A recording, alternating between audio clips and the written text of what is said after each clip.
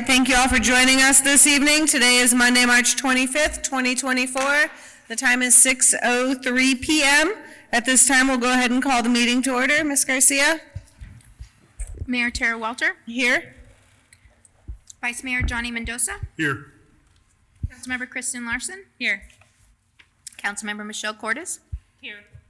Councilmember Arthur Neal. Councilmember Nicole Bucciolato. Here. Councilmember Jose Maldonado. Here. We have a quorum. All right, thank you so much. At this time, we're going to go ahead and open up our call to the public. Call to the public for public comments on issues within the jurisdiction of the town council. Council rules limit public comment to 3 minutes. Individual council members may respond to criticism made by those commenting, may ask staff to review a matter raised, or may ask that a matter be put on a future agenda. However, members of the council shall not discuss or act on any matter during an open call to the public unless the matters are properly noticed for discussion and legal action. Is there anybody here this evening that would like to speak? I do see one hand online. Courtney Ramirez.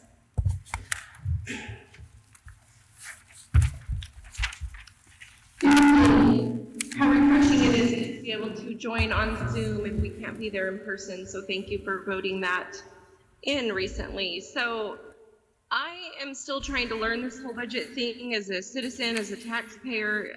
It's a lot of money, obviously. There's some things that I don't understand on this budget worksheet, but all I see is a ton of money and lots of money that we don't even have right now as a town. One thing I've questioned before several times, and other people have also, is development should pay for themselves. I don't know why we haven't been asking developers over all these years to put money aside into a separate fund for roadways instead of sticking it to the taxpayers. Roadways and infrastructure being water and sewer and all that stuff. There's $27 million, if I'm looking at all this right, that needs to go toward roads for, the Adamsville area. This is Dobson Farms, LGI, Felix, Mesquite, up there on Highway Anthem, Centennial Park, and all these other roads where these developers, in my humble opinion, and many of our opinions, should have been paying for these roads to begin with instead of sticking it to the taxpayers. Territory Square, it looks like we're putting over $9 million into Territory Square within, here in the near future. Some of these projects are new growth projects that must be done in advance of vacancies. Again, this is all, it looks just like there's so much money that you guys are trying to stick the taxpayers with instead of making these developers pay for these items. I just think it's sad. All I see is, future votes to try to get more taxes out of the people when these developers, in my humble opinion, should be paying for all this stuff with infrastructure and roads. And I really hope that you guys look into all that really, really carefully and not stick it to us taxpayers. Let it come from these home builders. If they want to come build here, they can help with the infrastructure rather than waiting on impact fees that just trickle in.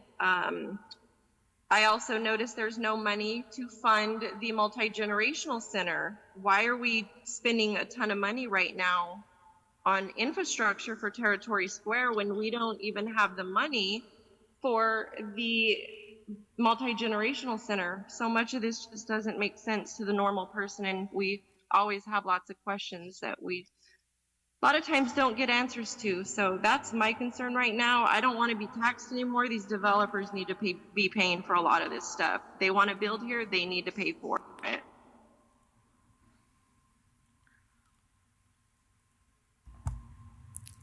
Okay, thank you so much for your comments this evening. In this budget process, we do go into the budget and explain everything, and we will need to correct some of the maybe misunderstandings that might be out in general public regarding how some things are funded and where it comes to. So just for the newspapers that may be listening, just so that they know that we do need to correct some information that sometimes gets stated by general public without having all of the information at hand. At this time, I'm going to go ahead and open up the work session. This is our work session on the budget. Ms. Becky Jimenez, I'm turning it over to you. Good evening, Mayor, Vice Mayor, and Town Council. This is a pre-budget meeting. This is not our normal budget sessions that we have planned for April 8th and 9th. We just wanted to kind of give you an overview and an opportunity to kind of review some of the items that we have listed down here and have you at least take a look at them and have time to think. We don't need, and of course, you can't vote on anything this evening, but you can take a look at things and ask questions, express your, whatever you have to say on these items. We will go through our primary property tax and give you some options to have you start thinking on those. Then we'll go into the COLA in merit and have you take a look at that. And then what we did in here is put some slides showing the various funds that the town manages. There's a substantial amount. They're basically individual businesses within the whole town of Florence. And it gives you the current cash balance as of the date that I prepared this document, which was last week. That these numbers have already changed because we've had monies coming in and going out. So this just kind of gives you a general overview, and then we'll go into exactly focus funds, which are kind of the funds that we're looking at and showing council we may need to do some work in this next fiscal year regarding how to fund these projects. They're not all inclusive. These projects change during the year. Some of them have not gone out to bid yet, so we don't know the exact cost. We're making our best estimates right now. And then we go into how we may fund them. We just give you funding options so that you'll have time to think about it. So I'll have Carl Dudding, our Deputy Finance Director, go ahead and start with the property tax levy.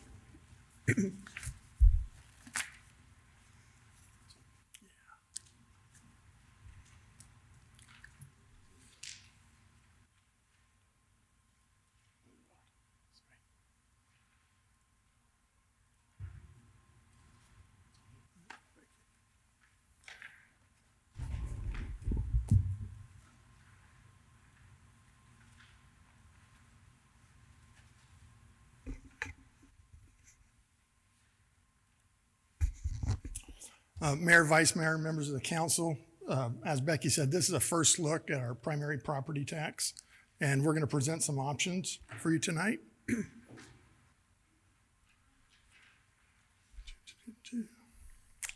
Property taxes are have two components. The county sets the valuation, the limited property valuation, and council sets the revenue or the levy that'll be collected.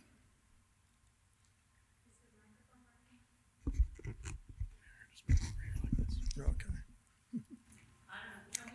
Can we move that bar? Figure out what to do with the caption bar because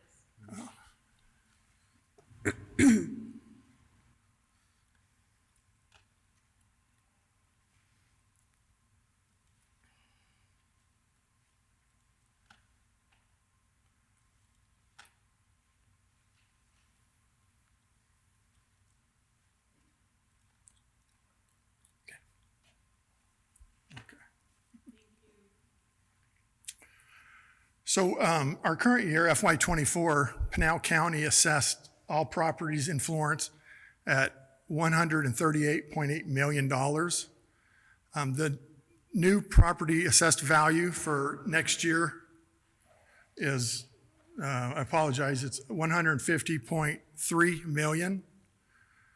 Of that increase, $4.5 million is from new construction, and that is 3.3%. And $7 million from appreciation in existing properties at 5%.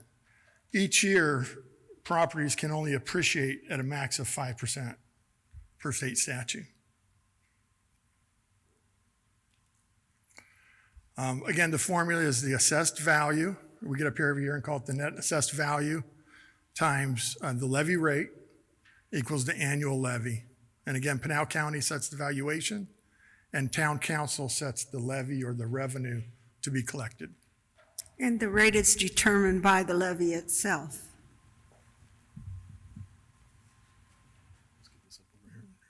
Not perfect. Thanks, Trent. So how property tax is collected? To get the assessed limited property value, a ratio is applied depending on the property type.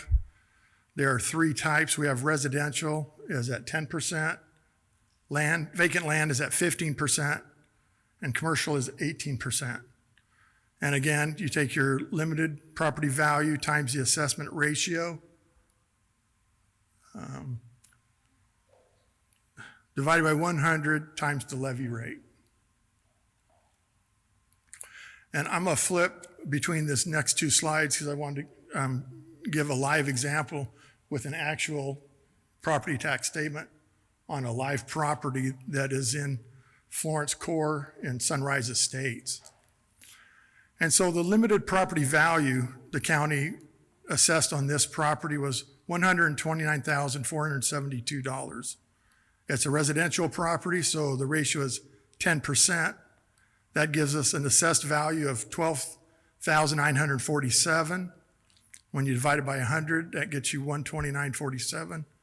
And our property tax rate this year was 0.990, and the property tax assessment was $129.34. And so here's the example. The assessed value came in at 129. The ratio is residential 10%. The assessed value, 12,000 times your tax rate gives you your Town of Florence property tax bill. Looking at it in total, Town of Florence levied last year $1.38 million.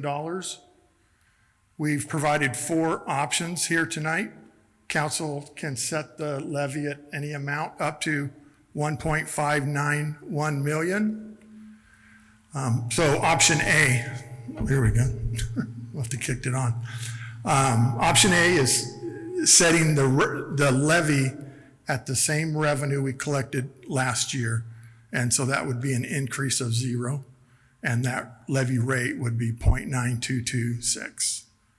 If we use the same rate as last year, the revenue will come in at 1.5 million, an increase of 114,000.8.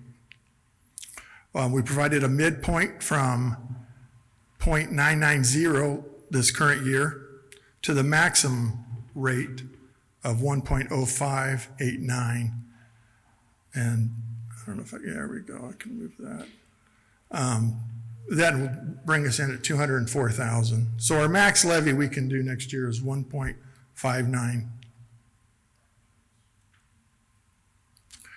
And so here's an example of at the residential level.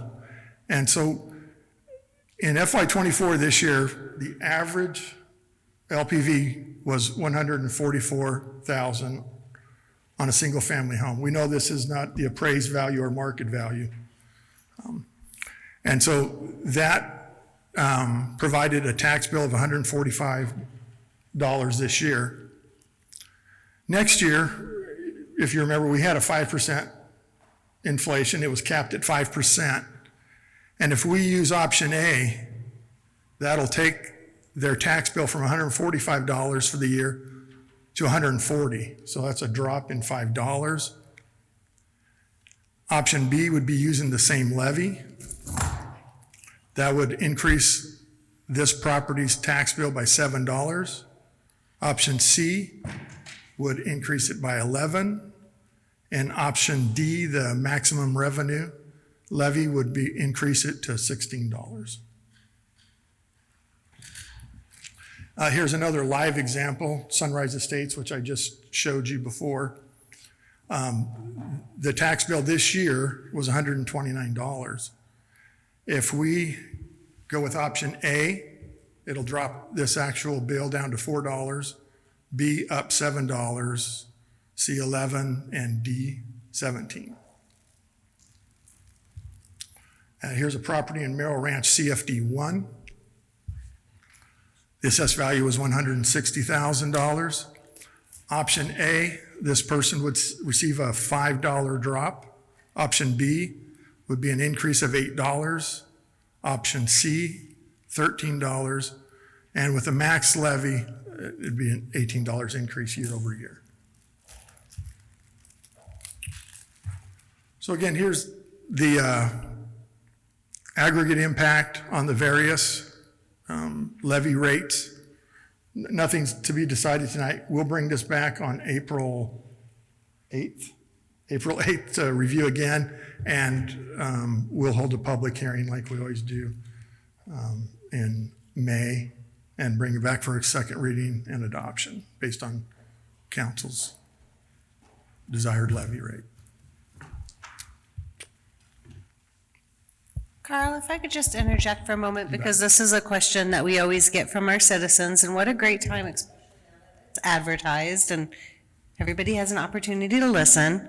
When we're going through the different options, such as A, B, C, and D, just for public clarification, is the -5 for option A, +8 for option B, +13 for option C, +18 for option D, like overall? Or is it per For 100? the town of Florence. Correct, but Yes. for the town of Florence, because I know sometimes we've had comments from citizens where they have some confusion when it says the $100 per net assessed valuation, so I just wanted to make sure it was crystal for them. Yep. And so this property, that's not a good example because it's cut off at the bottom. But this property right here, you can see the town of Florence, total tax, property tax is $129.34. So yes, these are total, and those are just incremental. I'm going to help a little Increases. bit. I'm going to help a little bit. So every home that's in town of Florence has a different assessed value. When the county comes out and they say whether your tax value has increased or decreased, and they send you your notification. So if I live on the same street, and I happen to live on the same street as your finance director, just because our homes are on the same street, they're valued differently. So that assessed value breaks down to how much your home is based onto your net assessed valuation, and then your taxes are taken that way. So somebody would have to go back, look at their tax bill, see how much their house was actually evaluated at, look at their net evaluation, and then take it from that point. This is merely an example. An example, but you are correct, it's per $100 of net assessed valuation on the rate portion. He's just giving you the calculation based on that particular value. But that 17 is not times 100. And they can find their assessed value for next year by looking at their property tax and increase it by 5%. And also just to clarify, that's for the entire year. Yes. Correct.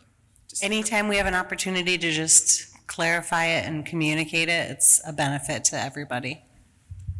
Thank you both. Maybe one day we could, when you have time, go over the whole bill that you're showing, because I think some of the confusion too is people are going, my property tax isn't $179 a year, mine's $3,000 something. I think to show them, because not everybody understands it, but that there's different charges on there. We're only talking about the one charge that we as the town of Florence charge. It doesn't include county taxes, it doesn't include all that other stuff. So maybe we could have that example and just kind of go line by line and explain what this is and who and where it's coming from and what it goes to, so people better understand what those charges are that then bring them to that $3,000 property tax per year. Because I know there are people sitting there saying, my property tax is not $129 a year. And I'm sitting there going, I want to know what house in Anthem was valued by the assessor at $160,000, because that's nuts. Are we going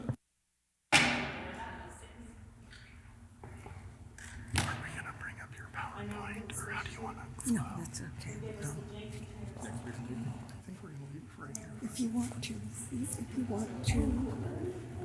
I just think it has captions on the PowerPoint. Just go ahead and bring it up. You want to bring it up? Yeah, just bring it up.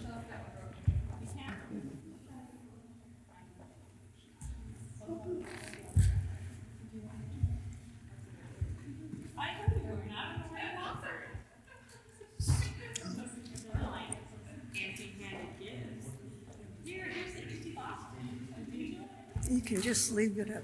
Go ahead, go down to the next one. This one? Go down to the next one.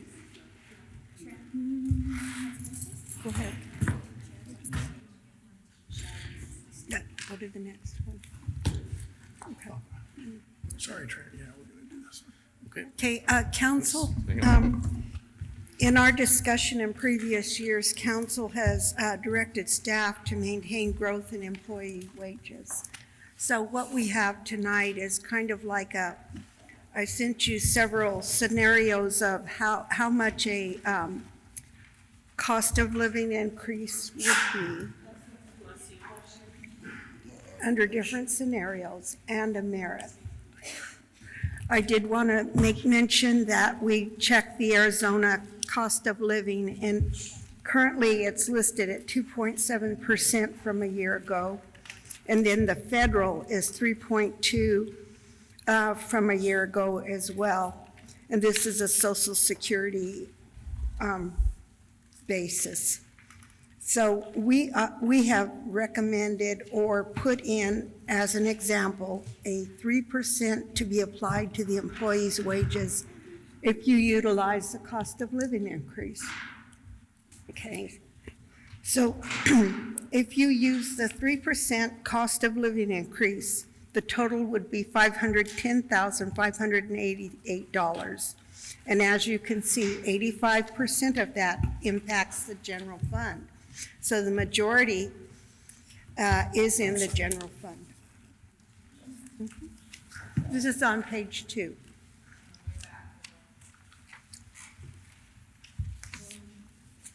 Yeah, I have that. Oh, they have- Yeah, I Yeah, have that. the narrative. So you gotta take this out.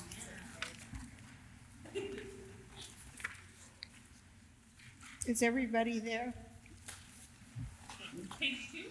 Page 2 of the narrative, Okay, now if you use a 3.5, if council decided to go 3.5, the total is $595,700. Again, with the majority being in the general fund. If you use a 4%, that's bumping it up to $680,700 or $800,000.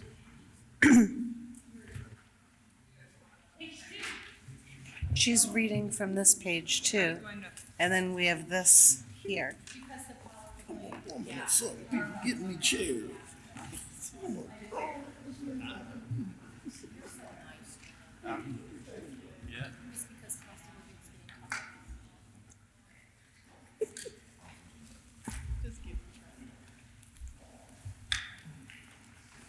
Now, those are options that council can kind of take a look at to see how each one of these scenarios would impact the total wages and benefits. Tell us one more time. The first one was at what 3%, percentage? And then the second one? 3.5, and then 4%. I didn't go any higher than that because it was getting quite costly at that point, so Becky, can I ask you a question? certainly. Okay, it focuses on the merit portion, because I know last year when we had a discussion as a council, we talked about the merit and the evaluation system. Have we initiated the changes in that evaluation system and a tracking system to make sure it is consistent and fair? We have integrated the thread system, and we're actively getting everybody up and engaged. And it is a merit system based on scoring that the employee helps build to find out what their desires are and what their goals are, to make sure that we continue having our employees improve and continue to reach their system. So it's a rating system, which they will all be a rating system. So we talked about this last year. Has it taken effect yet? Have So all of there is our no- employees been trained and understand All it? of the training, and maybe, Catherine, if you want to go up to the mic, all of the training has taken place, and we're just now starting to input all the data and you collect and utilize the system. Catherine, there's been a consultant that has helped do numerous of trainings. Yes, ma'am. I know all of the department heads have done their self-evaluations. Yes, ma'am. And I know they are currently going through the portion where they're getting their evaluations completed. And how about our employees? Are all of our employees on the same page when it comes to the thread system? Not yet. So here's my concern as we're looking at this budget, because council, we had this conversation last year. The last thing I want to do is negatively impact any employee. I would much rather go slow to go fast. Thank you. You guys are rolling this out. I would rather look at this and say, if you're saying 3.5% merit, 3% cost of living, I'd rather say 5 or 6 COLA. Hold off on your merit until you guys nail it out. You're talking about your employees, your most valuable asset. And when you have retention issues, turnover, we just became fully staffed, for example, in one of our departments. Other departments are continuing to keep up on competitive wages. When we have to, I'll just use the police department as an example, and I believe our fire department's in the same one. When you're paying for training and you're investing in that resource, you want to keep them, especially when we have no mechanism in place to keep them other than a positive culture and good compensation and benefits. So my recommendation, my feeling is to hold off on the merit and only focus on that COLA portion. I mean, I would like to get us to a merit system, but I want it to be one that works and the one that we can rely on and that we feel like it's got us reliable data. So if you don't feel that we're gonna be at that place come June, July, then I would No, rather. we're still in the process of rolling it out. Okay, so yeah, I mean, I wouldn't want to rely on that for merits moving forward into the next fiscal year. I do agree with that. If you apply a COLA, your whole scale moves up that amount, so everyone moves up. It replaces the value of your scale, so I just want you to be aware of that. Every single person on July 1, whatever you decide, will get that amount of a COLA. What other evaluation processes do we have right now besides this new one? Do we have anything in place that is ready to roll out and is reliable, or? We're still working with paper and the automated system. So But- we're split right now, so I'm. You in don't the necessarily process. have to give your cost of livings, though, on July 1. We've done it in the past where we've done it January 1. So council can select the Yes. date, but Ms. Scalene is correct. Jimenez? Ms. Jimenez is correct. Sorry, I just, sorry, I love that other name too. Ms. Jimenez Glean Jimenez is correct. And what happens is it applies to the starting point of each position and it raises the top out point of each position. In our last time that we adopted the salary scale, council did adopt by resolution that employees retain ownership in range. So that means if they are 75% within the range, they would keep 75%. If they're 25% in the range, they remain 25% in the range. So it doesn't mean that they can arbitrarily move up and become topped out with a COLA or a cost of living. So how does that affect these numbers that were given here? If we were to say like a 5 or a 4, or whatever we were to decide, how would that impact these numbers? Pardon me, I How can't. would that impact these numbers? Because we would be raising everybody up instead of just doing the merit or not, or having the These are merit be part of COLA it. numbers. These are the COLA numbers? Okay, that's fine. The two on the bottom are merit numbers. These ones. Oh, right, I see it. Okay. Yes. Want to say merit on top. And Right. if you would like to look at a 5%, I can calculate that as well. And of course, we're not deciding anything tonight. We're just going over this to give you an overview of what we have right now. If you would like that, I can sure insert it for next time. Council, does anybody else have any comments? When do we anticipate, I guess I'm just trying to understand, we talked about this a year ago, we talked about it the year before that, we keep talking about it, and here we are again being told that we're still we can't put in place what we asked for a year ago. So I'm trying to understand what is taking so long and what is the estimated time frame of when we're going to receive that, Catherine. They requested that I complete all department head evaluations, and then once that's rolled out, then the department heads will complete their evaluations. By the end of the month, every department head will be evaluated, if not by the end of the week. No, for us to be able to implement it across the board.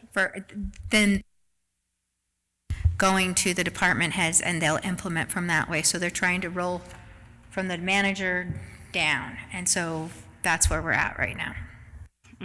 Okay. Do we have a time frame as to when that could happen? Because maybe we could, but maybe merit kicks Well, something along those lines. I'm just trying to explore what Ms. options. Wilson was explaining, that because it's going to be the first evaluation that's done on it, it'll be the first time that people are seeing the system. It is the first time that we're utilizing the system. Even when I'm utilizing the system, I'm sitting there looking at the factors to say, okay, how does it fit in our old system? How does it go into the new system? And what will that mean? And what goals are people getting? So it's very technical. It's going to be a very good program. It's just getting it all inputted. But it'll be ready to roll out to the employees by April, probably by May, June. Everybody will be in, but we will be looking at the system to be able to say whether or not it is in fact being utilized the proper way, probably mid next year. I just don't want to next year have this same conversation and be told again that it's not ready.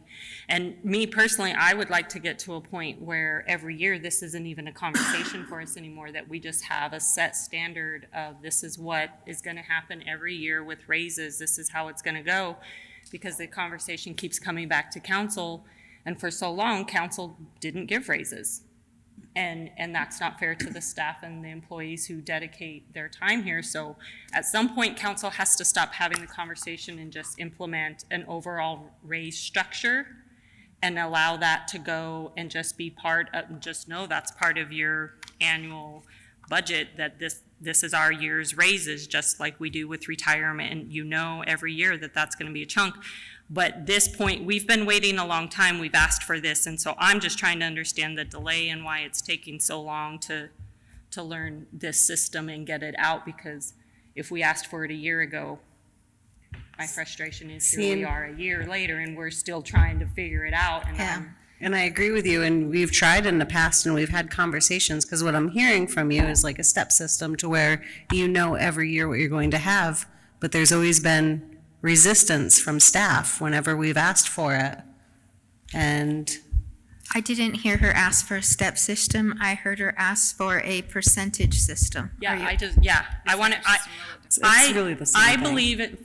So I believe in raises when you've earned a raise. I don't believe in just flat across raises, because then what happens is the people who work hard and go the extra, they're getting paid a raise, and so is the person who comes in and does the bare minimum. So I'm never a fan of just raises across the board, but I'm also to a point where we need to stop having the conversation be council's conversation, and that at some point council has to just set a set standard of this is how our rate structure or our raise structure works.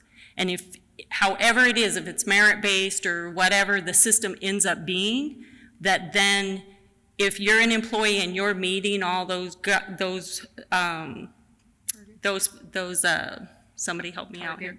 Targets, yes. If you're meeting all your targets or all your goals, whatever, however that structure is, that you can anticipate getting a raise. I like to remove the personality section of it. Just because you and your supervisor don't get along doesn't mean that you don't deserve your raise, as long as you're meeting all of the requirements of your position, you're achieving your goals, if you were in sales, you've met your sales goals, you've exceeded your sales goals, so you get a bonus. I look at it that way when I look at raises. As long as you've achieved what your goals were set by your supervisor, then you're gonna get your raise. But I understand we have to always move our pay scale up to keep in pace. So those people who aren't necessarily doing more than coming and doing their job, which that's what you were hired to do, the pay scale is gonna also raise as we adjust, because we need to stay competitive with other people as well. So I don't know if any of that made sense, because I feel like I just talked in a circle, because I've had a ton of sugar No, that before I came in here. But I'm tired of this conversation coming to council, because then next year, it could be an entirely different group of people sitting here, and they could have a different view on raises, and we could go right back to not giving raises. And I don't think that's fair. Our staff deserves raises. We just need to set a standard, implement it so that it's no different than when, we do our retirement for our police and fire. We meet those levels. We know what they're going to be every year. Finance will know that every year there's going to be this percentage of a raise, and it's just built into the budget, and it's just part of the budget, and it's not a discussion where we could vote it down, where we could say no to a raise. I don't like saying no to raises. I like to just say, you're going to get a raise. They had something like that, or I've experienced something like that, where if you have a team of 50 people or 25 people or 10 people, they had a certain percentage that could be rated as a 1, which was the highest. A certain percentage of people that could be rated as a 2. So depending on the size of your team, in this case, size of your department, you have different, certain amount of people that you can rate at each one. And based on that ranking, based on your goals, based on your performance, that's how you got ranked. And then it was a simple, this is a 5%, this is a 3%, Yeah. this is a 2%, and it's set.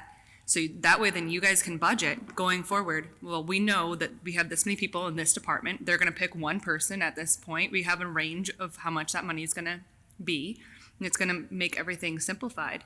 So I think that's what I'm hearing you say. Even if you said our max rate every year is 5%, and then based on your review, your raise could be anywhere from, we say you can't get less than 1% raise, you can't get more than 5% raise, but you're gonna get a raise somewhere in that range. Based on your review, you'll fall into that range. Budget at the max, if you have 150 employees that could all qualify for 5%, you budget based on that number because you can't exceed that number. But you could go under that number because maybe not all 120 employees qualify for 5%. Some might qualify for 3%, whatever the number is, but then there's still that raise. Everybody is gonna get a raise, but your raise the percentage would be based on your performance, your merit, whatever you wanna call it, however you wanna look at it. But then I just want the conversation to be, I don't want the conversation back to council anymore, because it's always and I just think everybody deserves that raise. Cost of living is ridiculous right now. And people are looking for second and third jobs and still coming and trying to do their job here. And if you knew you were at least guaranteed somewhat of a raise, it might make you work easier, like take some of that stress off of you when you're trying to decide between us and Queen Creek or us and Coolidge or wherever. Maybe they don't give a guaranteed raise every year. That might help us retain people as well. To know that it's set in our budget structure and not really a conversation for council to have anymore. We will work on that, and we'll work on that as a mid-year presentation versus waiting till the budget. And we'll give you monthly updates on how the rollout is going. And to get everything to go on to be digital, in order to work with the Threads consultant, Catherine held many training sessions to be able to bring everybody in, to be able to she's even sat with me filling out them so that I can understand what the meaning are and how the ratings affect each person. And it's really working through that material to make sure that it can be applied to the people properly. So we'll work on that mid-year and we'll bring it back to you. So when you say mid-year, I'm saying that mid-year would be August, September to have a full rollout with a full evaluation of the system. okay, so this year we are not looking at a merit, we are solely looking at cost of living? Because I don't see how merit would be fair to our employees. Well, I always think you should give a year to work out the kinks to make sure, because the employees should have the right to also appeal the new system and how they're being treated, and we want to make sure it's fair to all. And so if we have the time to roll it out correctly, we have the time to get our employees and our raters comfortable, then it will be a better system. I agree with that. That's any system I've ever been in, that's how it's been rolled out, not just, we're here.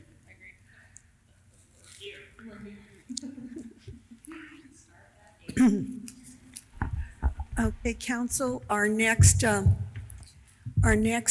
section here is cash in the town funds. And, you know, we report every month in my finance report how much cash we have available. Well, that doesn't mean that it's all in the general fund. You can see how many funds or we call them little businesses that we have to manage here. You see how many there are. How many did we count? About, there's probably about, I would think, 50 funds, yeah. So we're managing all of these funds. And as you're getting cash in and spending cash, our software allocates money back and forth from the general fund over to these funds. And as we spend money, it takes it back. So you can see all of these different funds have these different cash allowances. So that's how much cash is in each fund. The ones that are negative are your grant funds. They haven't been reimbursed yet, but Jennifer's on top of this. We have expenditures. She files for reimbursables, and then the cash goes. By the end of the year, we have to have these all zeroed out and make sure everything's balanced. So you can see the total cash allocation to all the funds is about 117, almost 118,000 or $1 million. But they all belong to all these different funds, your impact fee funds, your water, wastewater, and then your CFD funds. They provide funds for, excuse me, monies to be dispersed for debt services, for different functions, your admin, and then for your bond proceeds that have to be distributed in the CFD funds. So then you have other cash funds as well that are separate. And these amount to about 1.7 million, your excise tax monies, your SA bond funds that are held separately, and then your GEO bond funds that have to be distributed as well. They're held in different cash accounts. Now we're going to our focused funds that we want to kind of focus in on, because these funds have the cash available to expend for large major capital projects. Your general fund currently sits at, as of March 18th, about $28 million, and we have reserved about $3.4 million. So your available funds are about $24.7 million. And the projected cash balance at the end of June of 2024 will probably be about $22.5 million. And at the end of 6/30/25, about 22.1. Now, these are all projections because we still, to this date, do not have our state shared revenue numbers yet. So we're kind of waiting in anticipation. Carl and I have made some pretty comparable projections, and we did them individually to make sure that we were both on the same track, and we came in fairly close to each other. So we're kind of confident with what we've projected currently, but it all depends on how the state allocates those funds. Right now, they're still trying to figure out how to fill their deficit for this year and the one for next year as well. So we don't quite know what to expect. They said that probably your HERF funds and your auto lieu funds would be about the same as last year, but we have a reduced census this year, so we also figured that in as a factor when we calculated the state shared numbers that you will see when we provide the budget to you. Ms. Jimenez, I just have a clarification, a question, if you will. On page 4 and 5, I'm just going to take an opportunity to reference the allocation to SLID number 2 at Anthem, like 2, 3, 4, 5, 6, 7, 8, 9, as well as going over to the allocation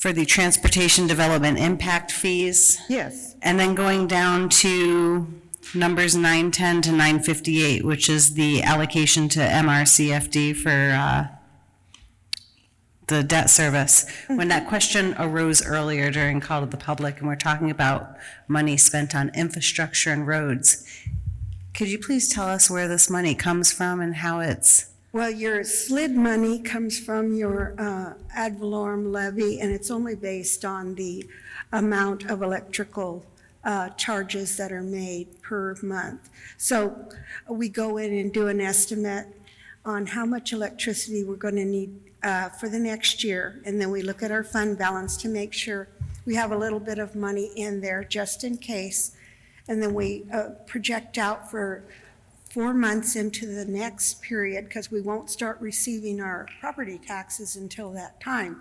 So it's a very small amounts, but accumulative. They make up the portion of how we fund and pay for the streetlight improvement districts. And that is levied against anyone in these streetlight improvement districts. So I was just gonna add on to that, talking about the infrastructure, it goes not just to electricity, but it goes to electricity, but also the structures of anything that's above the state minimum, correct? no, So it there's only goes for the electrical costs. Electrical, well, ongoing costs, Pardon me? the ongoing costs, which are the electrical. Electrical only. You can't pay for any type of maintenance with that Right, at all. but We the add original on- ones were in there, correct? Pardon me? I thought it was also the actual streetlights, anything that's above the state minimum. No. The developers pay for the streetlights as they're. I thought that was putting part of them. the SLID, though. No. No? Why does that get paid for then? What? How does the actual tangible streetlight get paid for The initially? developers pay for them as they're putting them in. They may be reimbursed in a GEO at some point, Okay, that's what I was but asking. the developers install those themselves, Okay. along with the curbs and sidewalks and, pavement, et cetera, culverts, whatever is necessary. The developers put those in when they're constructing all of the infrastructure. But that is, so that some people ask why there's not a SLID here, or why there's such less lighting downtown versus in Anthem or in other developments, and that's because they have a SLID that helps pay for the Or electrical costs. enhanced electrical. Well, yes. Yes, that's Just exactly wanted to what make it sure to is. clarify that. Downtown has been with the same streetlights forever and a day. You go down any street in Florence, they're very dark. They don't have the enhanced lighting. I guess at some point, if a area wanted to get together and have that, they could approach the council and ask for that, but I don't believe anyone has ever attempted that. Lisa, have they? Not yet.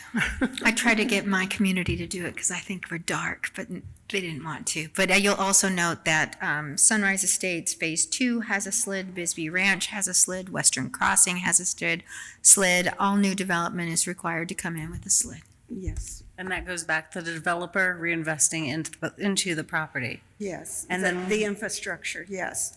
But the electrical costs are paid for by the people within those districts.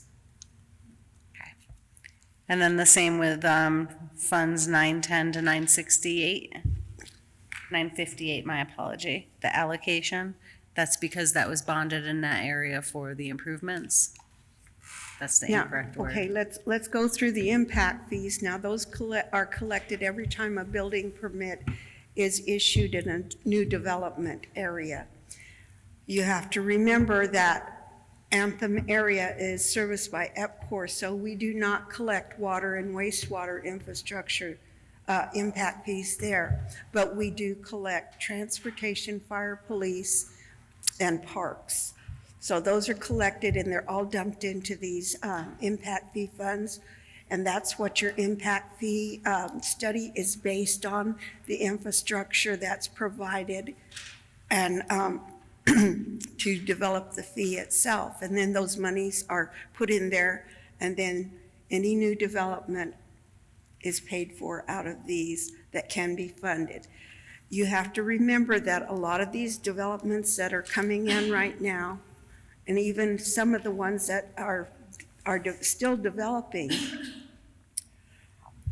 we don't get those impact fees, or they don't accumulate until much later on when they actually start building homes. So some of this infrastructure is needed right away. So you have to have another funding source to pay for those. Those can be repaid at some point in time when you accumulate enough impact fees to pay for that back. So it's kind of a complicated system where you have to be on top of this stuff all the time. And it's an accounting entries for us that we have to provide due tos and due froms, and then make sure that those funds get back where they're supposed to go from wherever they were initially paid if they're for future development. Thank you. I just think it's good, especially since we have the opportunity to reach people who know.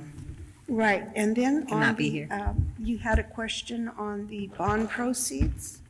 Nope, you answered everything that I asked. Okay, perfect. Thank you. So I did want council to be aware, this is how your money's allocated. We rarely show this right here because Carl and I think everybody knows what we know. You don't, and neither does the public. It is a very complicated system. And we have to be on top of it all the time. We have Carl, myself, and I have two other accountants that were on top of these books constantly. We all manage a different portion of these funds. Carl handles the CFDs. So, and then he's overseeing the accounting people as well. So there's quite a bit of accounting work going on at all times. So that's how we get our no finding audits. So I hope you all continue with that in the future as well. It's a wonderful thing for a town to have a no finding audit, because you get grant monies and you get funding based on those audits that are no findings. Okay, our next one is our capital improvement fund, which we call Fund 11, which your residential construction tax dumps into this fund. So you have a residential construction tax going in here, and it's accumulated over the years. This is one of those funds that if you found it, the general fund and this fund are the only two funds that if you found it necessary to have to fund any of the other funds for infrastructure costs or for new construction, you could take a portion of these funds and do that with. But we have to be very careful that you leave enough fund balance, and I am a stickler about fund balance. We like to keep, for the general fund, if you were to ever draw down on that, you would want to make sure you had at least $8 million in fund balance in there, because you never want to be caught without having funding for those years that you have to actually draw on that to support the general fund. And right now, we're a very growing community, and we don't know what's going to happen. And when you commit to, and it's very wonderful that you're committing to ongoing increases to the employees' wages, this is one way to fund it as we're going along. Now, saying that, we also have to keep an eye on our other departments within that fund, because we don't want to continue to have to supplement our revenues that we don't have to cover the expenditures. You want to make sure that you have your expenditures, as much as possible, try to match your revenues. So at times you have to make departmental adjustments for that, which means cutting back on things, cutting back and ensuring that we have enough to support the necessary services. Most importantly is your police and fire, your public safety services, plus your administrative services and anything that supports all of this. So you want to make sure that you balance that with a very fine line. So those two funds, general and capital improvement fund, you have a little bit of flex in there to fund other infrastructure projects, whether it's water, wastewater, public works, streets, whatever is necessary, or your new construction projects. So then you have your highway user, and as you can see, we have a very large project right now that's going to eat up all of your fund balance this year unless we do something different.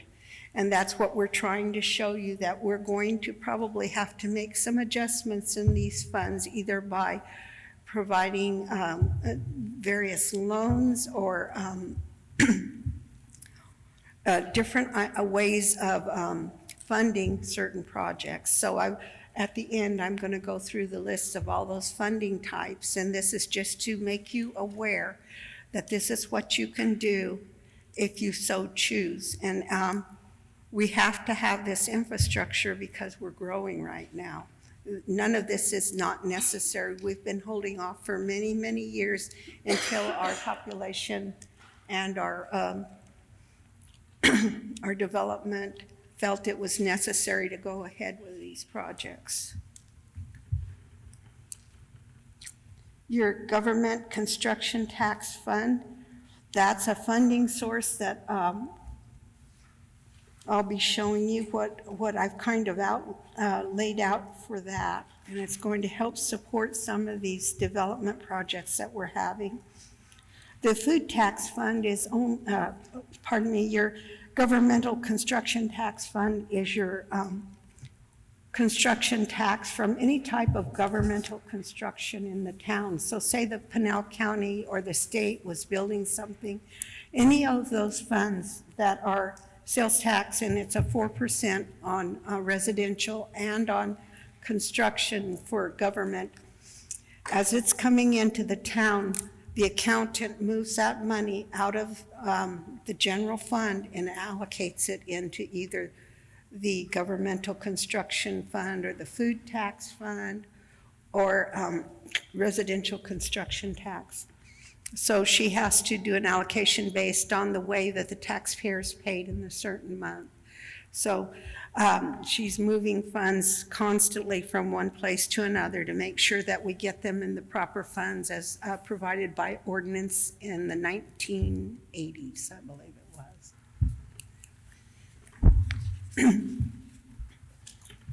Your food tax is for recreational purposes only, including the rodeo grounds, so we're going to be expending monies out of there for any parks, recreation, or rodeo grounds. You're going to have to excuse me, I got sick last week and my throat is still a little bit raw. Transportation excise tax fund, that's your what they're calling now the Pinal County road tax monies that comes in. So we're kind of looking at status quo on there, just a little bit of an increase, but that is, they fund projects just like the HERF fund.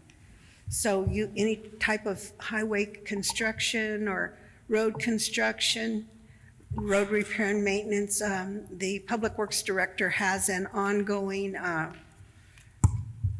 streets repair and maintenance monies recorded in there every year to maintain all of the different areas of the town.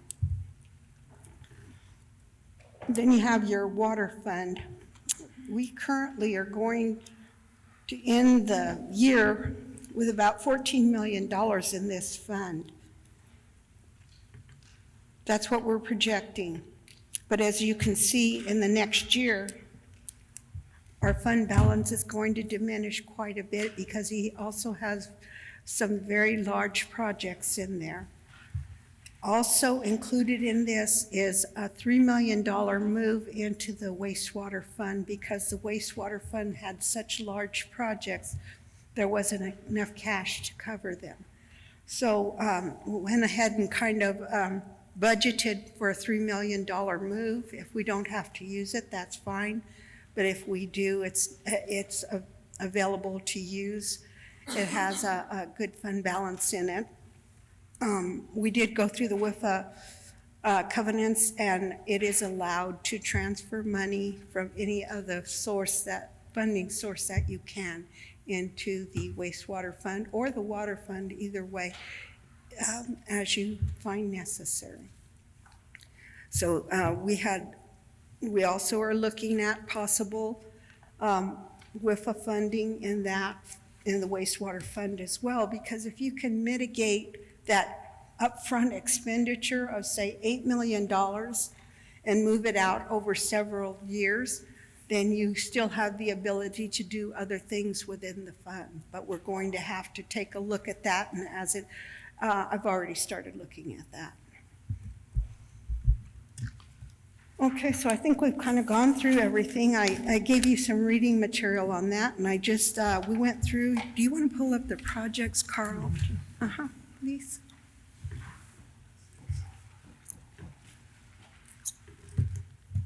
It's that Excel file right there. Here? Yeah. Good. Public Works. Yeah. Let's go up to the streets. Let me share it. Up to the top. And it's in your book here on page 7. This is kind of hard to read.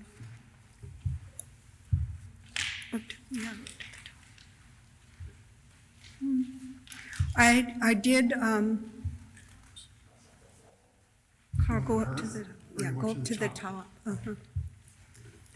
This year, we normally wouldn't do this if HERF had plenty of money, but this year I'm going to have to probably utilize some general government CIP monies for some items that he needs, and that would be the, What page are you on? Because 7 is not this. yeah. 7, Well, 7 starts to HERF. It starts with HERF. Yeah, you guys are on public work. Impact fees. yeah. So we follow. Let's follow this. Yeah, we'll go ahead and follow this. Oh, good. Awesome. Thank you. Okay. I had to kind of break these spreadsheets up a little bit. See all of these projects in the HERF fund. That T112 is the one that's the $8.65 million project. It's one project that I was saying was going to kind of take out our whole fund balance. So we'll have a little bit of fund balance, but not much. The next one would be the impact fees. Now, on your sheet, we just moved over that $1.1 million based on conversation with the Public Works Director. So we have about $1 million going out for T109, which is the Adamsville Road, Main Street to Plant.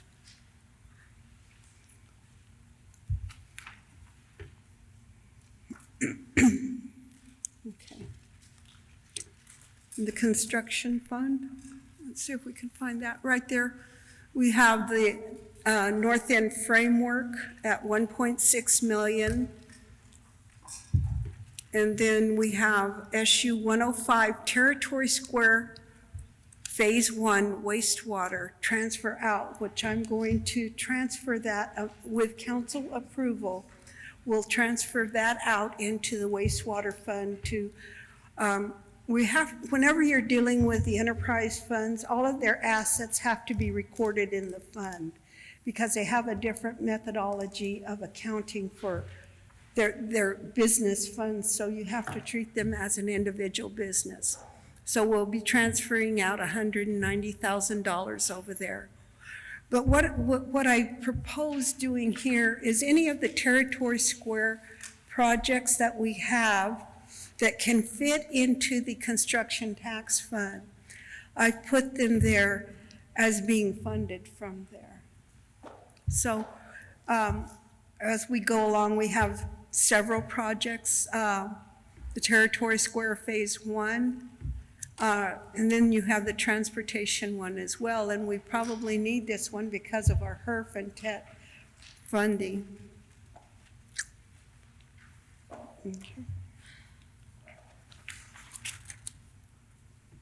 Okay, the next one is the food tax fund. Let's see. We're gonna need to go over to community services. Oh, okay. Okay? And so right up at the top is your food tax fund. Yeah. And you have several items that the director has put under there to expend for food tax.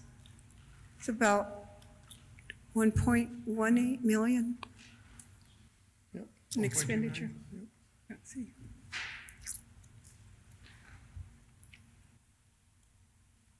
And that would be the Padilla Park fence repair and painting, replace the pool surface in the aquatics complex, lap pool and play pools, ball field renovations of Heritage Park Complex and Little League Field, a 60-inch deck mower replacement, a perimeter fence replacement at the aquatic complex, replace fencing at Heritage Park Skate Park, the rodeo grounds upgrades. Becky, I have a question about the rodeo grounds. I'm sorry to interrupt, it just seemed to be the perfect time. And then Paul, Mr. King, you might need to answer this question.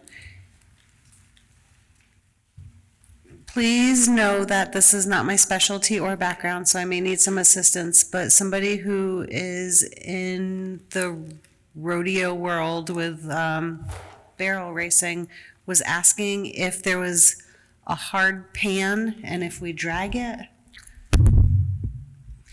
Is this specifically for regular maintenance?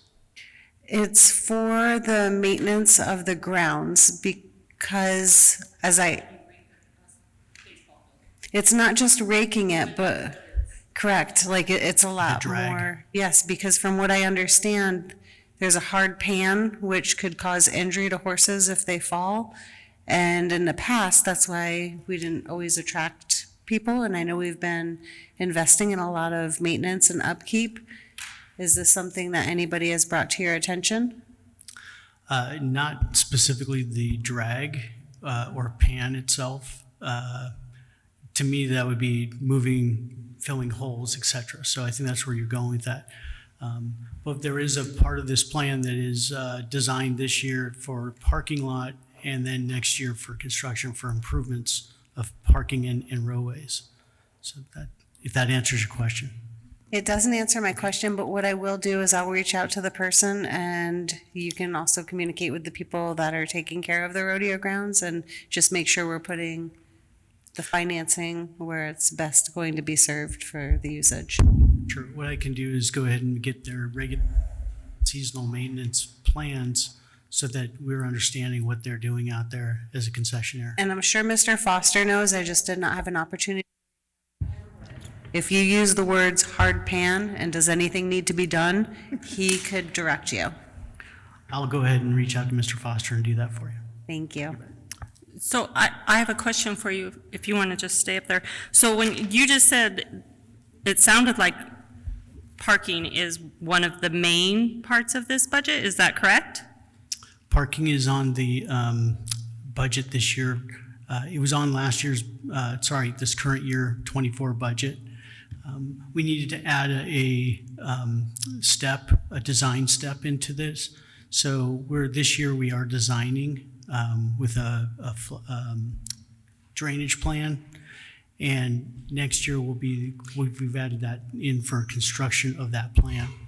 So when we look at the rodeo grounds and all the improvements that need to be made, I'm hoping that somebody's prioritized them, because I will speak frankly, parking to me is not a necessity or a priority. That what they've been parking on dirt forever, so they'll continue to. Bless you. Oh God, I thought that was a dog. I was like, who let the dogs in here? Yeah, I know he sneezed. So parking to me is not high on my priority list when I'm looking at the safety of the animals, the safety of the participants, the general upkeep and improvements of the facilities, like the bleachers and the announcer booths and the concessions and all of that. To me, parking is kind of more on the end of my list, like the final kiss of the project. So I just want to make sure that we maybe look at that, and I think that's what the mayor was kind of hinting at, was like, let's make sure that the animals and the people that are there using the facilities, that their stuff is all prioritized over a parking lot. Because it's the rodeo grounds. People park on dirt, they don't mind. I get making sure that, when it rains, the water's not puddling and going all those places, but if we could just prioritize, or at least look at it and go over that priority list with the people who are running the rodeo grounds, because they are the experts on what, and probably the order that things should be done over there. I'm not, and so I don't know. It's a great point, Councilmember Cortez. What we're doing now is the priorities that the Historic Florence Foundation has laid out prior to my arrival in a tiered capital project priority. So, this current year, we had water storage, the shade structure and the foundation repair. We had parking on there this year. We're moving that to design with that funding. The sound system, which we're already engaged with the vendor on right now, and then the RV dump site for camping. And I think a lot of these improvements are to help expand services and the available parking and infrastructure to take on larger scale events as they come in and attract them. Okay, yeah, because I think they were talking about Thank doing you. it camping and all of that stuff, so I think that's priority. We were making the priority, just so everybody is aware, we were making the priority be the turning lanes, the lighting, the entrance, to make sure that the public is safe when they enter the property, so that we don't have someone hit on the way. The signage. Signage, lighting, entryway, turning lanes into the property, anything that we need to do to make the road improvements that are necessary. That's what our direction was from council, and that's the direction we're going to be going in.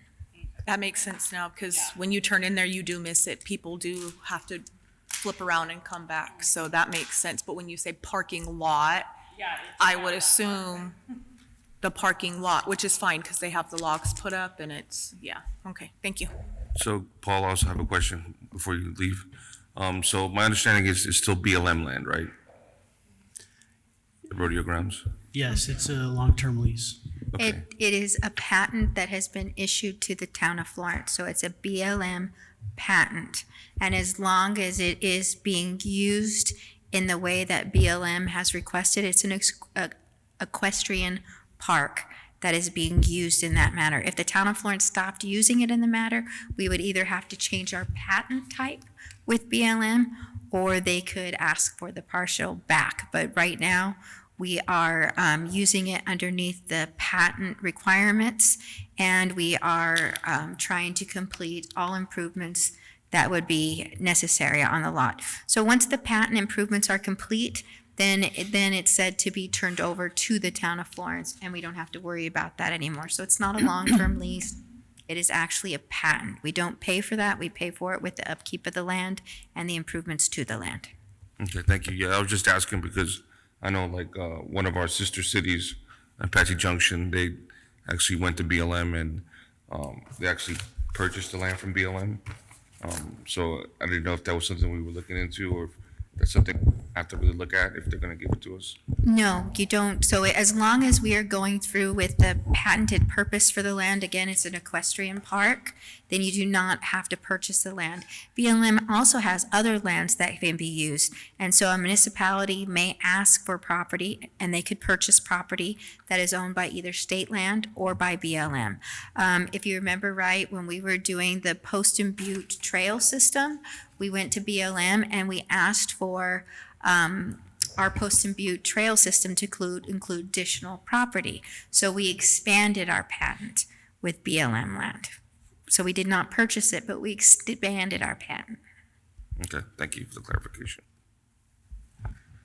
In addition to the rodeo grounds project, we're also adding in $250,000 estimated turn lane and signage as requested by council.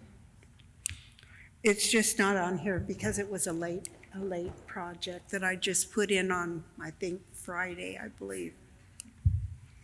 We also have playground replacement for 2 playgrounds at Heritage Park, and then the aquatics complex equipment replacement items that are proposed for the food tax monies. Okay, our next one is our transportation Miss- excise tax fund. Can you go back one more? I'm so sorry. Sure, Thanks. I also look, so the POC 40, the multi-gen center, Yes. we do have to have a conversation about, where the funding is coming from, how it's going to be funded.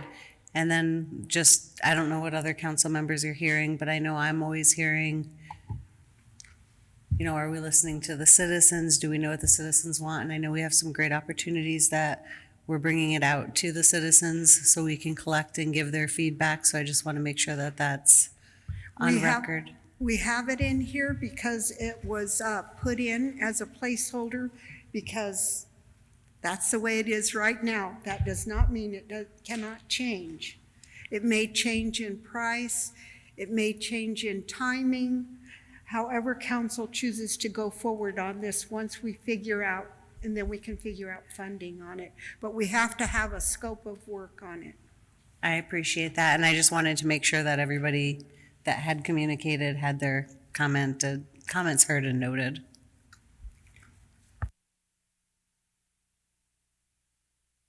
Okay, in our TET fund, these are the projects right here.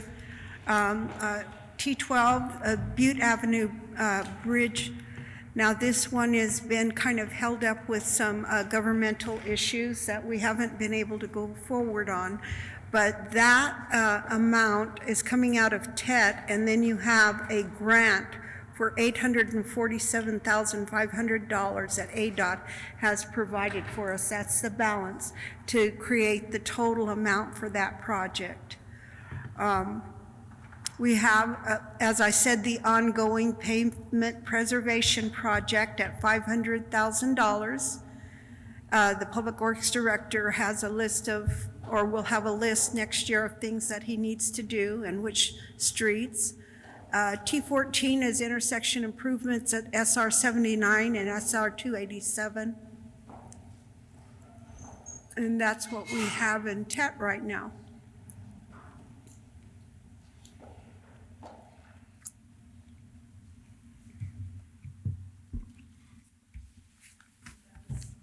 This is the road maintenance and improvement fund from A street light turn signal, or turn lane. T116 on TET. Sorry? What? Which one? T116, Yeah. the 350,000. Uh-huh. SR 71 and Hot Highway. That's the light. The light? Oh. No, I don't know. I'm asking Oh, you. no, I don't know. you want to pull it up on your tool? No, at Hunt Highway. So at Hunt Highway and Clerk 79. up. We're putting, oh no, so that's where they're gonna put the turn signal have was to go to supposed to go in clerk there up. like a long time ago. They said the bridge was completed and it was never done. And then we got a turn lane. Yeah, we were waiting for the county for ADOT to do the. here, would you like him to go now? No, we didn't have like a technical question for Chris. No, sorry, Chris. I just was asking her because she was saying something about where it was. I was just what she was saying. So, yeah, That's right. no, it wasn't That's the right one. technical. Here's T112, right here. Turn Yeah, lane. that's Got what it. she said. That's all I just- needed. I didn't hear her, and so I was asking her. Turn lane. You know, like, we don't need technical yet. We're not too technical yet, Chris. Give us a minute. We're still trying to figure out. Okay, and our next projects are in the water fund.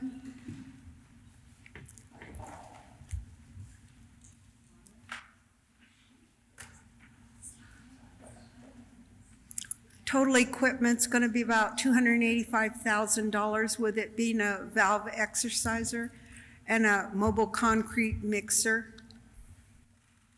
Then you have SU 83, which is a SCADA tie-ins and water controls.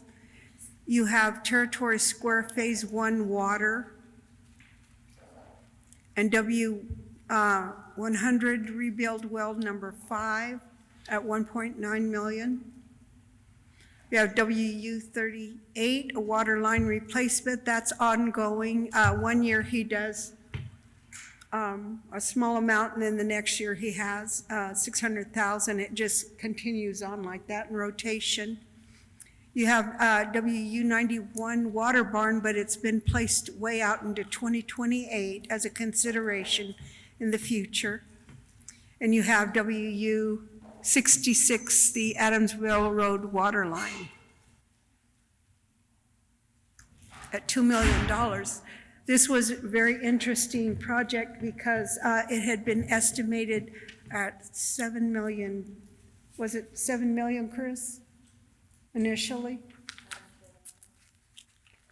Yes, approximately 7 million. And it came in at $2 million, so we were very thankful for that. Okay, then we have our wastewater projects. You have your SU 84, the South Wastewater Treatment Plant, ultraviolet disinfection replacement. SU 100, Main Street wastewater main replacement. And then these two very large projects at the bottom, SU 98 and SU 88. That's consuming a great portion of your fund balance right there. So we're going to work on that one. Okay. So were we saved 5 million? I transferred 3 million over to the wastewater fund just to have a fund balance. We have to be very careful because it's WIFA. Both of these funds have WIFA loans in them, and we have to maintain fund balance in there to show the ability to repay loans. I don't like taking money from one enterprise fund to the other, but it was kind of necessary. Becky, when we did the rate assessment, Pardon me? when we did the water and the wastewater rate assessment, were these projects already integrated into that rate structure? I'm trying to think, I believe so, but what happened was they came in so much higher in cost that we did not have that built in, so it was quite a bit of money And then, between what was initially put in and how they're coming in now. Yeah. going back to the, like new growth pays for itself, part of the rate structure, if I remember correctly, was that these new users coming online will help pay for the infrastructure that's going in, that's included in these expenses. So just to loop back sort of full circle, you're nodding yes, so I'm taking that, I'm remembering it correctly. But those new users are in turn going to be paying for the infrastructure that's going in to fix these items in that rate structure. Yes, but I need to explain something to you. When we established our rates, at the time that we had the rate study done, we provided them with development units or housing units that were very aggressive. So when they calculated the rates, of course, if you are saying that you're going to have 3,000 homes come in 1 year, and they only 150 come in, then you have to make adjustments. And so the rate consultant provided us with a high growth rate, which would have been a lower rate, and a low growth rate, which we're holding in reserve. You need to look at that next year because the revenues that you're having come in right now in the wastewater fund are not going to be supporting with a high growth rate. You need to drop into the next tier of rate structure. The rate consultant said to give it 2 years to take a look at it. We still don't have that kind of growth yet, so we need to go ahead and consider that in the next year when we're considering rates, when you're considering rates. Are we gonna need to do a whole new rate structure survey, or, because I We know could. that one had, like you said, the highs and the lows, so you could probably save some money and not just go So, back to all I'm of gonna, that. I'm gonna jump in because your data is only as good as your data. So when you come back in and you're not only looking at project costs, so the projects that Mr. Salas and Mrs. Jimenez provided, the rate consultant, were expected to be a certain amount 2 years ago, 3 years ago. So now those fees changed. The growth rate didn't hit. Now we have new fees that need to happen. So that's why every time you need to go back, you need to have a second look at your rate to see what you can sustain.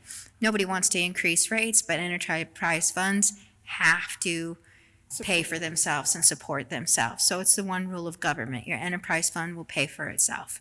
And so as we're moving along that, we have to keep reassessing it. And I always like, some people have a different thought process, but I like to do rates every 3 years because things change so much, so fast. And especially right now, they're changing very fast for us. We need to have a new evaluation done. And you pay out a little bit of money, but in the end, it pays for itself because you have a good rate structure. Oops, I have a comment because I have budgeted, we have the 2021 excise tax loan that we took out in 2021 to pay for about $4.7 million of projects. We're going to be expending that money, and what I had anticipated doing was turning right around and paying that loan off. Now, we're going to need that if we're going to have to do any excise tax funding for other projects. And the payoff on that is going to be, let's see, about, after we make our our July 1st payment, it's going to be about $2.8 million, and I've already incorporated it into the budget. That's paid out of the general government CIP fund. So once we pay that off, it'll probably be, I would say you should probably pay it off in about November or December. And we'll already have the financial advisor start preparing for our next loan and the amount that we're going to fund. And that way, it'll make you have enough money to kind of carry over that one hit to the HERF fund if that's what you choose to use it on. So we'll work on that. I'll make sure that we have that all kind of set out and get the ball rolling on that. He has several things that we've asked him to take a look at. Okay, so that's kind of like our focus funds that I wanted for you all to be aware of. The other capital projects are the police fire substation, and that's way out here in to begin in 2027. This may or may not happen. We've got it put in the budget. It all depends on growth the need, the placement. So it's plugged into the budget as a project. You might have to move it either in or out depending on how fast we grow. POC 40, the new multi-gen center, is plugged in at the amount that we were anticipating. This is only for building construction.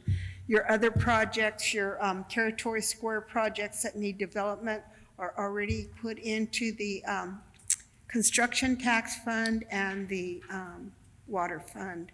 So they're already kind of identified in funding. So this is only for the construction of the building. And it's a placeholder. We don't have a scope yet, and that's identified on page 11. I kind of have a conversation of that. Ms. Jimenez, before we go to the next page, I just had a question about CG 100, the police fire substation number 3. I recall at a council meeting when we were talking about the impact fees, and we needed to get to a point where we utilized so much of it. Otherwise, there were negative implications. Yes, I have it's the police impact fee that we're monitoring right now. And I have about $700,000 in capital outlay plugged in, not identified here. It's plugged into the impact fee budget. And Chief and I have been discussing it, and he will be looking at a project to spend that money on because it needs to be expended. There's implications if you don't. And even though we're going to spend it, it's going to be replaced by other funds as we're going along in the years. So I wouldn't be too much concerned about that. It's just that we need to have a project, and he's working on it. Okay, and then when we are looking at our growth, I know we have a lot of growth that occurred in the north as well as a lot of growth that's coming in the south. But it's coming. It hasn't gotten here yet. So you have to remember, until that building permit's issued, you don't get any type of money. That's when we collect all of our fees, is when those building permits are issued. That's right. I just look at some of our area and I know, how far we go out to and how much we cover. So just want to make sure that we're planning I know. well. Okay, that does it on these projects. Now we have other projects in community services, fire, IT, and police, but they will be presented to you when we do the capital budget presentation. They're the more minor items like equipment and projects and little things like that. Things that we need to function with. Okay. Okay, now, I have laid out your funding sources for you. Available cash is self-explanatory. I went through the 2 different funds that have cash in them. I would love to have $100 million set aside in cash, but we don't. We only have a very limited amount of cash. Your general obligation bonds are a form of long-term borrowing where you take a area and you do an ad valorem levy on it to generate monies to fund certain things. So that's a consideration. Say if you were going to fund a debt service of $2 million, the proposed secondary property tax rate would be $1.33084 per $100 in net assessed valuation.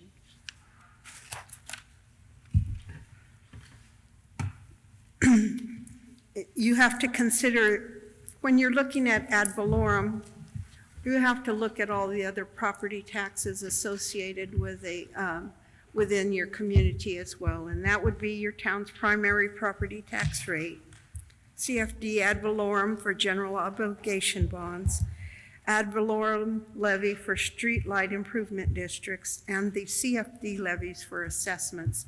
So you always want to be considerate of the public whenever you're doing a general obligation bond. The next is excise tax financing, and we've kind of talked about that a little bit. It's excise taxes for large infrastructure projects or facilities. And you have to pledge your excise taxes, which are any sales tax, irregardless of where they are. You have to pledge your state shared revenues and any general fund revenues. You're guaranteeing payment from the general fund whenever, or these excise taxes. So when you're looking at excise tax, you have to make sure that you have a revenue stream to pay back in case something happens. And right now, the residential construction sales taxes that we collect in Fund 11 is paying for the excise taxes that we have, or excise tax loans. You could also do an increase to the sales tax or transaction privilege tax. And I've kind of laid out all of our taxes, and I've attached a listing of all the different communities in Arizona and what their tax rate is. And we're probably within the area of the low. Normally big cities have a little bit lower tax rate because they have so much sales tax generating from all the businesses. You know that the town itself does not have any large business other than the Safeway store that generates tax, and a majority of that is food tax.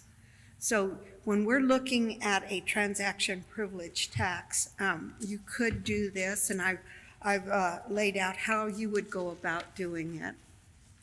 A 3%, Coolidge has a 3% transaction privilege tax. You could segregate that money, the 1%, and put it into a town facility fund, and it could be utilized to pay for your debt service on a project that you're doing. Whenever you're financing, you have to have a dedicated stream of revenue in order to pay back your debt. So this is a really great consideration of establishing a 1% set aside TPT tax, and this could be ongoing to fund all different kinds of facilities, and even a short-term operation and maintenance if you so choose, if you're generating. And I put down right now about what we would generate in a, based upon our current collections. We have a lot of online sales that are helping our sales tax collection right now. Becky, off of the top of your head, and you may not know this, and it's okay if you don't, you can tell me later. Do you have an idea of how much tax we've collected on our dispensaries sales? We're not allowed to state that. You have to have at least 10 or more businesses that generate a sales tax before you can release that kind of information. And it has to be in a lump sum. It cannot be an individual, and we don't have 10. It's confidential taxpayer information, and we're bound by DOR not to release that information. Okay. I'm going like this because based on the regulations, in order to even have a business like that, there is the stipulation, correct me if I'm wrong, that it's based off of the number of pharmacies that you have in your area that then determines how many shops you can have. And so we will never be at 10, and we will never be able to disclose in general if it's what the tax revenue is that we're generating from those businesses. Have 10 or more. So we'll never actually be able to No, but we know that. monitor them internally. So you guys would know if they're paying the right amount to the schools and. I guess I'm trying to find, I'm trying to say that I know what they're paying to us. that they're generating a significant amount of tax. Can we at least say that? You can look at our retail tax rate of what we collected last year and compared to this year and determine if our retail tax sales are up or down as a whole. Okay. I know. Okay, and, okay, and then you have private financing. This is where you, and we, this is where you would go to a group of investors through our, let's see, how would I say this? You go through a group of private investors that are willing to put up monies to finance governmental projects. And we do this through our financial advisor. He goes in and searches for these kind of people to do financing. The downside of this is that you have to pay a little bit more interest, and it could only be 1 point, which is 1%. So whenever we're looking at things and what you can save on is, say you have you don't want to go where you have projects that you have to adhere to federal standards. You can go in and do this kind of financing because they don't require American-made goods and they don't require Davis-Bacon and all of that. So that's an option on ways to get financing. And it works out very well because you drop a contract just like you would with any other kind of financing, and you pay your debt services. What I would say is that if you do any kind of financing other than WIFA, you want to ensure that you that you have any kind of bonds or financing callable. That means callable means that you can pay it off at any time. So if you have an overabundance of money because now we have all these businesses and you can pay off debt, you want to do that. I have that on the 2021 excise tax bond. That's why I can pay it off in 3 years when I actually financed it out for 7. So just make sure that when you're looking at financing, you want to do that. And we always do all of these finances under our financial advisor and our bond counsel. They guide us along and make sure that we adhere to all of the federal regulations dealing with financing. So with that. So I'll just throw out one more. So as you look at the future projects, what is required to be able to come on and finish the next 20 years of street improvements? As you're looking at future buildings, you have to also be considering how's the town of Florence going to pay for these things? How, if we're going to take loans, if we're going to go out and do a bonding that the taxpayers would approve. However council wants to do it, we have to think about the repayment and to make sure that we have a revenue stream that is dedicated solely to that repayment. And in that way, when you're going through each budget cycle and you have your expenditures, you want to make sure that your expenditures are still equal to your revenues, and you want to have that reserved revenue stream to pay off your debt so that you never get upside down. And so we're just trying to make sure that everybody's aware of how much everything costs for the next 10 years. Well, actually, More. it's for the next 5 years. 5 years, 10 years, 20 years, and to make sure that we're putting aside those thoughts of what kind of financing we're going to do. If we're going out to the public, there's one thing that you always have to think about, and that's the election cycle of what you're going out. If council ever chooses to go out and do a bond that the voters would have to approve, that requires you to call an election, to do a publicity pamphlet, to have all of your funding within, to explain what your interest rates would be, what the payout would be, and you have to have a beautiful 24-page brochure that shows you your revenue stream and how you're going to pay for it. So it's something that you have to think well in advance. Not saying we're doing that, but if council wanted to look at that, we could come back with a schedule. If council wanted to look at going through our financial advisor, we could come back with recommendations and options. I'll tell you, the building that you're sitting in right now, we did that with certificates of participation. It was a bond that did not require voter approval, and we had to have a secured revenue stream to be able to pay for it. with the facilities that are located across the street, 778 North Main Street Community Center. We did pay cash for that for most of it, and we were a pay-as-you-go. So a pay-to-play, if you wanted to build something, we saved up for it, and then we did that. It's the timing, and today's age is not the same. Things cost a lot more than they costed in 1994, 1997, and I think they said we're just having our 10-year. Paul, are we having our 10-year anniversary coming up on the pool this summer? So that's been open 10 years already. So things cost a lot more today than they did 10 years ago. And so we're definitely going to have to look at options when we get into thinking about how we're going to pay for the infrastructure council would like to build. Fair, Becky? Mm-hmm. Okay.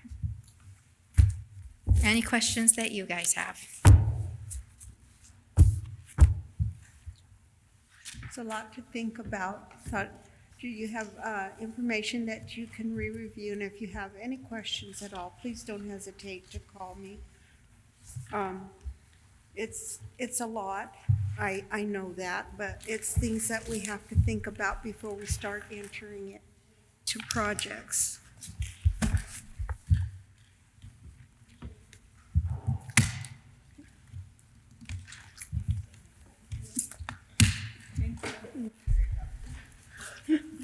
All right. This will conclude our work session for this evening. Next up, we have our call to the town council. Councilmember Neal.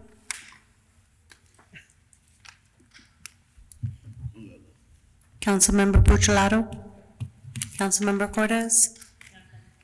Councilmember Maldonado. I got to go around last Thursday with the chief of police and got to see some of the cool stuff they have and some of the stuff that's dates back to Vietnam era type stuff. So I'm just hoping whenever we actually go to the budget, we really look at the equipment that small first responders have to work with, and that no department goes without, especially when it comes to safety. I support that. Councilmember Larson.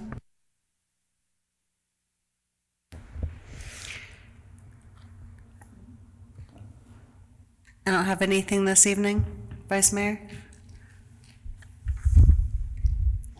At this time, we do need an adjournment to executive session. Make a motion to adjourn to executive session. Second. All in favor? Aye. All opposed? Okay, we are adjourned. Thank you for joining us online this evening.